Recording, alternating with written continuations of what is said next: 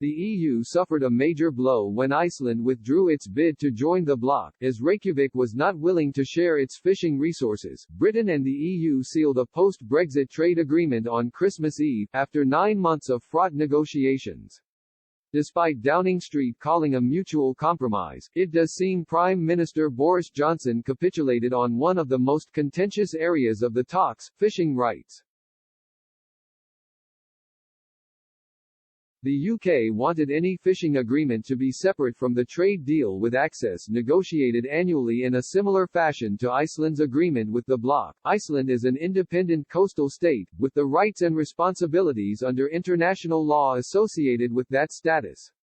Stocks shared with the EU are managed through annual bilateral negotiations. Each autumn these talks set total allowable catches on the basis of scientific advice. This contrasts starkly with the position of the UK fishing industry within the EU's Common Fisheries Policy, CFP, something Brussels wanted to maintain at all costs. In the end, the UK agreed to a further 5.5 years of predictability for fishing communities, with the UK leaving the CFP. Stock quotas for UK fishers will increase over a 5-year time frame, incrementally between now and 2026. This means Britain will fish just over 66% of UK waters, in stark contrast with Iceland, which catches 90% of its own fish. During the transition, EU fishing vessels will still have full access to fish in UK waters, and after that, negotiations will be annual just like the ones between Iceland and the bloc. However, the EU will be able to retaliate with tariffs if Britain refuses to grant it access, meaning London will never be fully in control of its waters.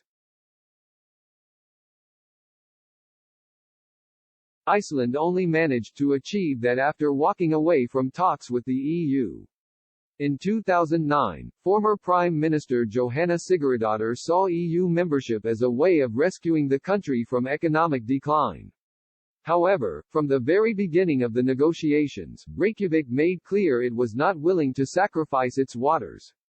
Former Foreign Minister Össur Skarphéðinsson believed Iceland could have taught the EU how to manage fishing resources. He told the EU Observer, "Of the 2 cod stocks in the world that are on the increase, one is in Iceland." He also claimed Icelanders, for whom the issue was emotional and not just about economics, would have been quite angry if they had got a rotten deal on fish.